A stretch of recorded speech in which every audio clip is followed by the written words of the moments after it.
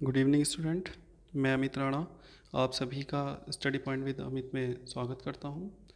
और जैसा कि हमने आपकी है लेसन प्लान बनाने के लिए एक प्रयास बताया है, कराया है कि आपको समझ में आए और अपने लेसन प्लान आप खुद से बनाएं। डीएलएड में देखिए आपको 20 प्लान बनाने होते हैं।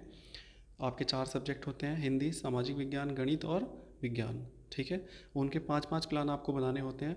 तो हम जो आपको बता रहे हैं वो 3-3 प्लान बता रहे हैं, ताकि आप 3 का फॉर्मेट अच्छे से समझ जाएं और बाकी 2 प्लान अपने आप बनाना सीख जाएं।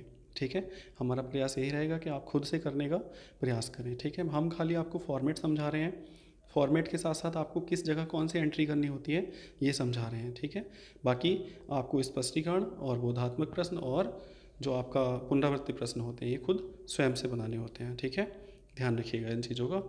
चलिए देखिए, अब बात करते हैं हिंदी सब्जेक्ट की। हमारे हिंदी में हमारे पास देखिए गद्यांश होता है, एक गद्यांश होता है, एक पद्यांश होता है। ठीक है, तो जब हम अपना लेसन प्लान बनाएंगे तो देखिए सबसे पहले विषय हमारा एंट्री होगी तो हिंदी, फिर गद्यांश, फिर हमारा प्रकरण मतलब टॉपिक, और कक्षा, वर्ग, कालांश और अवधि।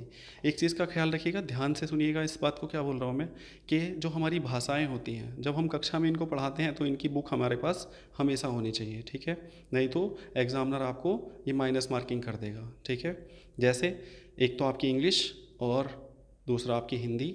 ठीक है, दोनों ही, या तीसरा संस्कृत। ठीक है, तीनों ही सब्जेक्ट में आपकी जो बुक होती है, रीडिंग बुक, ठीक है, टेक्स्ट बुक, ठीक है, तो वो आपके हमेशा क्लास में साथ होगी जब आप टीचिंग करेंगे। ठीक है, तो लेसन प्लान जब भी आप पढ़ाने जाएंगे तो बुक को साथ लेके ही जाएंगे। ठीक है, चलिए इसके जनरल ऑब्जेक्टिव्स देखते हैं। सामान्य उद्देश्य क्या क्या होते हैं?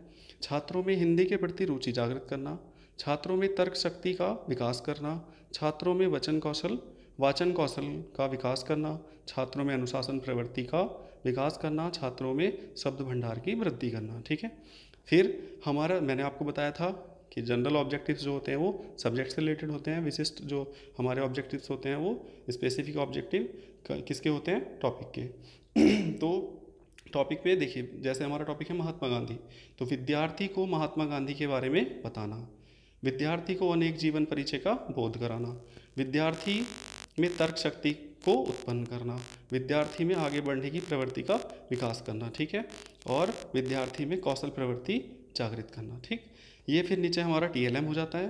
टीएलएम मैंने आपको बताई रखे हैं, चौक, डस्टर और पॉइंटर, चार्ट, श्यामपट, लपेट श्यामपट, ठीक है, या कोई वास्तविक वस्तु। ठीक है, ये हमारा पूर्व ज्ञान हो गया।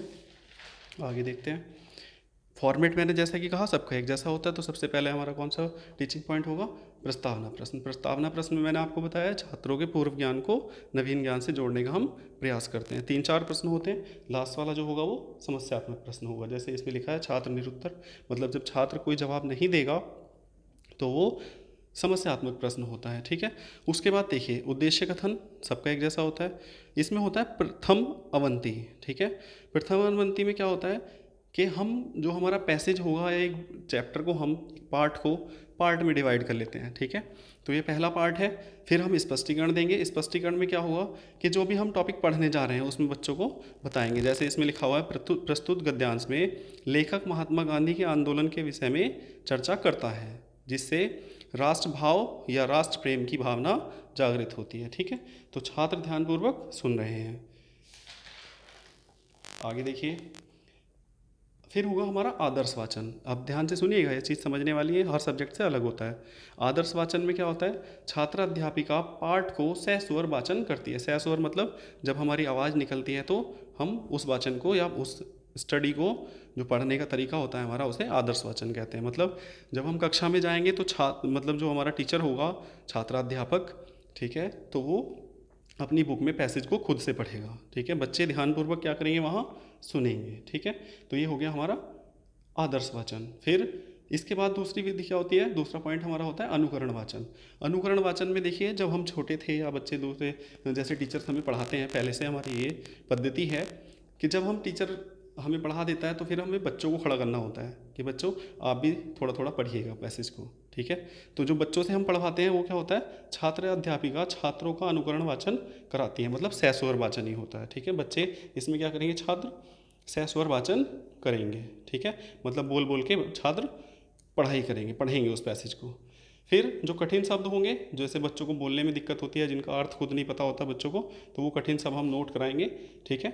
और बच्चे उनको अपनी पुस्तिका में नोट भी करेंगे, ठीक है, लिखेंगे, सॉरी लिखेंगे। इसके बाद क्या होगा, फिर हम व्याख्या करेंगे बच्चों को, ठीक है।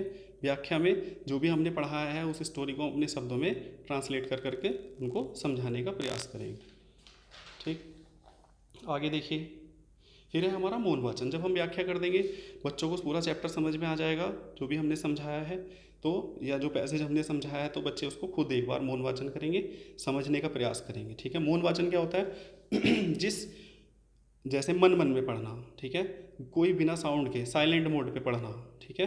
तो बच्चे यहाँ साइलेंट मोड पे अपनी स्टडी करेंगे, ठीक है।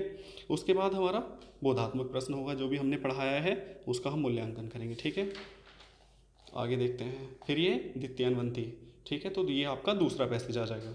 यहाँ फिर स्पष्टीकरण सेम होगा, स्पष्टीकरण के बाद आदर्श वाचन, अनुकरण वाचन, ठीक है, फिर कठिन शब्द, उसके बाद फिर व्याख्या, ठीक है। फिर यहाँ बोधात्मक प्रश्न हो जाएंगे, बोधात्मक के बाद श्यामपट्ट कार्य, ठीक है, निरीक्षण कार्य, पुनरावृत्ति प्रश्न और गृह कार्य। ये हर एक प्लान में सेम ही होता है, मतलब फॉर्मेट सेम होगा, बस आदर्श वाचन, अनुकरण वाचन और मौन वाचन ये चेंज हुए हैं, ठीक है।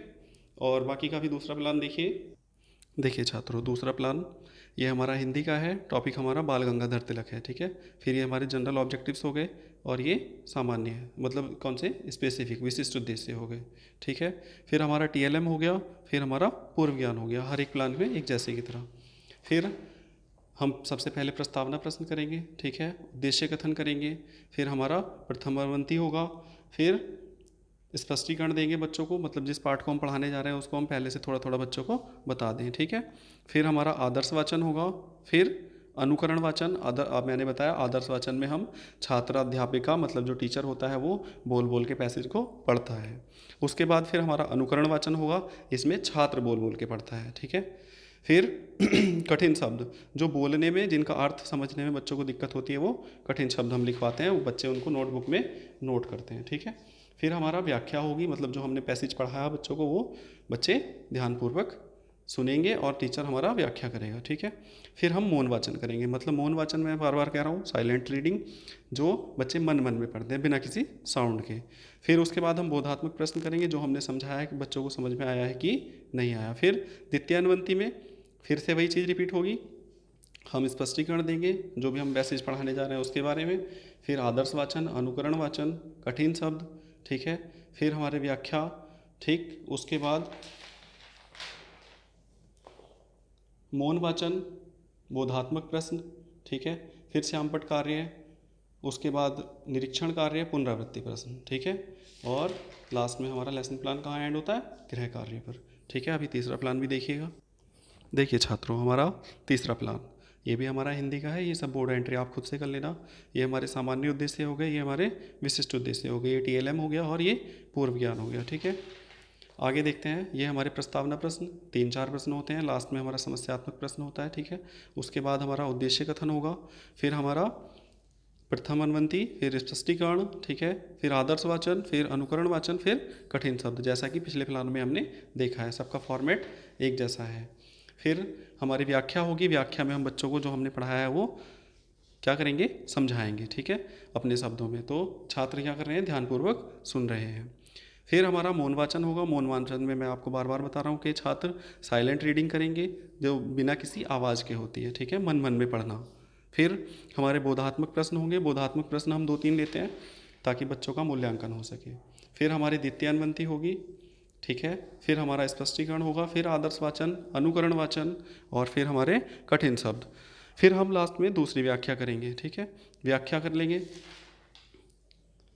फिर हमारा व्याख्या के बाद हमारा मौन वाचन होगा, बच्चे मन एक बार क्या करेंगे, बच्चे मौन मतलब मन मन में पढ़ेंगे, सॉरी, जो मैंने आपको बताया था अनुकरण वाचन, उसमें बच्चे बोल बोल के पढ़ेंगे, एक एक करके, स्टेप बाय स्टेप, ठीक है, जैसा कि मैंने पिछले प्लान में भी आपको बताया है। मौन वाचन मतलब साइलेंट रीडिंग, आदर्श वाचन में शिक्षक खड़े होकर पढ़ता है और अनुकरण वाचन में छात्र एक एक करके स्टेप बाय स्टेप पैसेज को पढ़ते हैं, ठीक है। फिर हमारे बोधात्मक प्रश्न हो गए, उसके बाद हमारा श्यामपट्ट कार्य हो गया। फिर लास्ट में हमारा निरीक्षण कार्य, पुनरावृत्ति प्रश्न और गृह कार्य, जैसा कि पूरा मैंने आपको फॉर्मेट बताया है। और लास्ट में फिर आपसे मैं एक बार यही अपील करूँगा कि आप लोग चैनल को सब्सक्राइब करें, शेयर करें, ठीक है, और बेल आइकन का बटन दबा लें ताकि हर एक वीडियो का आपको नोटिफिकेशन मिलता रहे और हमें सपोर्ट करते रहिए। Thank you.